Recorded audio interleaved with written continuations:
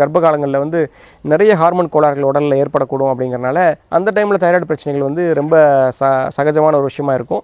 அப்படி ஏற்படக்கூடிய தைராய்டு பிரச்சனைகள்லாம் பார்த்தீங்கன்னா ப்ரெக்னன்சி முடிஞ்சு கொஞ்ச நாளில் திரும்ப நார்மல் ஆகிடும். அந்த உறுப்பு திரும்ப நார்மலாக வேலை செய்ய ஆரம்பிச்சிடும். அப்படி வேலை செய்ய ஆரம்பிச்சிருச்சுன்னா மருந்துகள் தேவையில்லை. சில மலை பிரதேசங்கள்லாம் பார்த்தீங்கன்னா கடலை கட்டிகள் இந்த காய்ட்டர்லாம் அதிகமாக இருக்கும். அவங்களுக்கு ஏன் அப்படி காய்ட்டர் இருக்குன்னா மண்ணில் இருக்கிற அந்த கனிமங்கள் வந்து அருவியில் தண்ணி விழுந்து விழுந்து விழுந்து என்ன ஆகும், மண்ணில் இருக்கிற கனிமங்களை பூரா அரிச்சிட்டு போயிடும். அருவி பார்க்கலாம் நல்லா இருக்கும் அந்த இடம், ஆனால் அந்த தண்ணியை குடிக்கிறவங்களுக்கு சத்து கிடைக்காது. ஏன்னா மண்ணில் இருந்து அந்த ஆற்றுல தண்ணி எடுத்து குடிப்பாங்க, அந்த மண்ணில் இருக்க சத்துக்கள்லாம் போனதுனால கிடைக்காது. சத்து கிடைக்காம பார்த்தீங்கன்னா காய்ட்டெல்லாம் வீங்கிட்டு அவங்களுக்கு கடலை நோய் மாதிரி வர ஆரம்பிக்கும். ஸோ பின்னாடி வந்து அவங்களுக்கு முட்டி தேய்மானம், எலும்பு தேய்மானம் அந்த பிரச்சனைகள் நிறைய வரும்.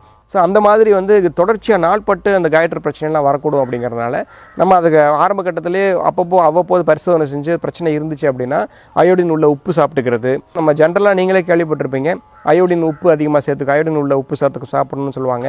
சில வகையான காய்கறிகள் உதாரணமாக கேபேஜ்,